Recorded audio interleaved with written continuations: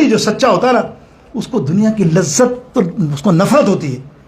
مثال دی ہے ابراہیم بن آدم تیسرے طریقت کے درجے سے مولا علی سے ملتے ہیں.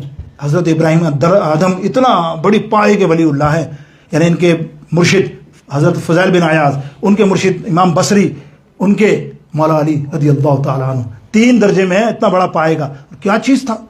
پڑھو نا کتابیں. اتنا بڑا بادشاہ، خطرناک، مطلب ویل ڈیکوریٹ کہتے ہیں نا جس کو، ڈریسر، روزانہ ہر 2 گھنٹے میں نیا ڈریس پہننا، خوشبو لگانا، اعلیٰ اسٹائل میں چلنا، یہ بادشاہ تھا.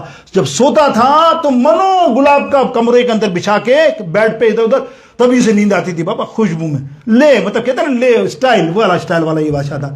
ایک دن اللہ کی طرف سے ہدایت کے لیے کسی فقیر کا ایک جملہ لگا نا، ایسے تڑپے، سارا کپڑے وپڑے اتارے، پیمن لگے کپڑے پہنے، محل کو بولا لات مارتا ہوں تیری اس دنیا کو، یا اللہ بس میں تیری طرف. جنگل میں نکل گئے، جنگل میں نکل کے کھیتی باڑی کرتے اور دن میں روزہ رکھتے، دھوپ میں کھیتی باڑی کرتے اور رات کو نوافل پڑھتے. یہ دیکھو یہ رتبہ ہو گیا پھر اللہ کے ولی کا. اور اس کے بعد جو کماتے وہ غریبوں میں بانٹ دیتے، اور روزہ سوکھی روٹی اور پانی کے ساتھ کھولتے. یار یہ اتنی بڑی ہستی، یہ کس کو کہتے ہیں؟ دنیا کو لات ماری تو لذت جب عطا کی تو کمال ہوا. تو ہم یہ کہتے ہیں نا کہ اللہ پیر ایسا تلاش کرو، ایسی شریعت والا تمہارا ہونا چاہیے. اس لیے کہ اللہ قرآن میں فرماتا ہے وَمَن يُضْلِلْ فَلَن تَجِدَ لَهُ وَلِيًّا مُرْشِدًا. جو ہدایت والے رہبر کے بغیر، ولی کے بغیر، پیر بھی کہہ لو، پیر کے بغیر، کسی عالم کے بغیر، وہ اگر ان سے نسبت نہیں پاتا یا ان سے رہبری نہیں لیتا تو وہ گمراہ ہو جاتا ہے. وَمَن يُضْلِلْ، وہ گمراہ ہو جاتا ہے. دیکھیں آج کل یہ گمراہی ہے،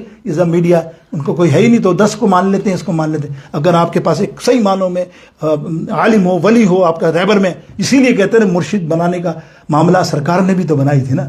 صلح حدیبیہ کے اندر بیعت لی تھی تو اللہ نے فرماتا ہے ان الذین یبایعونک انما یبایعون اللہ. اے محبوب تیرے ہاتھ نہیں ہے، یہ میرے ہاتھ ہیں. اور یہ تیرے جتنے صحابہ نے بیعت کیے یہ تجھ سے نہیں بلکہ مجھ سے کی ہے.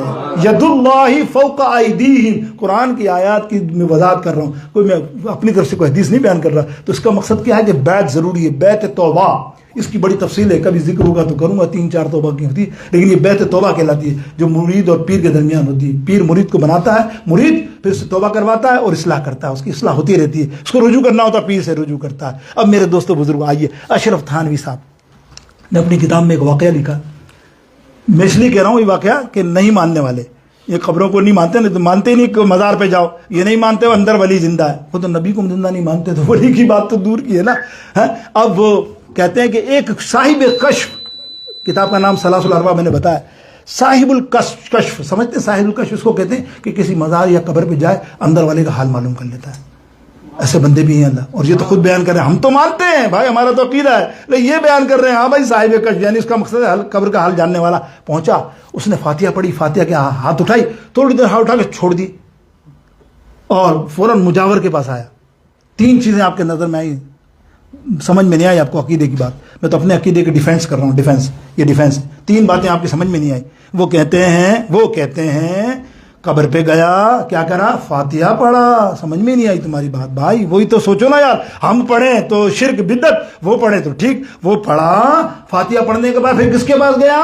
مجاور. یعنی یہ مجاور کے بھی قائل نہیں. جہاں مجاور ہوتا کہتے ہیں سب سے بڑے شرکی اور فدت بدعتی مجاور رکھتے ہیں. ابے بھائی وہ مجاور تم نے لکھا کیوں کہ وہ مجاور کے باغے؟ مجاور سے پوچھا یہ کون سا ہے، یہ کون ولی ہے، کیا چیز ہے یہ؟ بولے کیا ہوا؟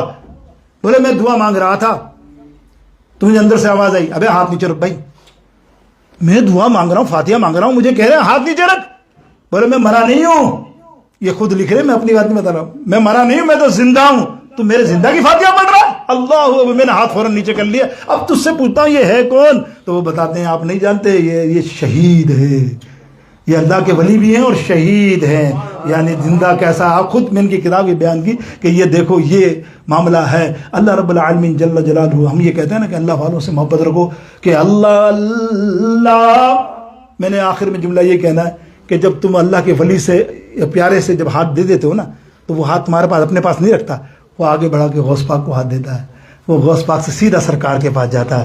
جب سرکار علیہ السلام کے پاس ہاتھ چلا گیا تو اللہ کیا فرماتا ہے؟ محبوب اب تیرے قریب آ گیا، وہ میرے قریب آ گیا. کہ اللہ اللہ کیے جانے سے اللہ نہ ملے، اور یہ اللہ والے ہیں جو اللہ سے ملا دیتے ہیں. وآخر دعوانا الحمدللہ سنت اللہ.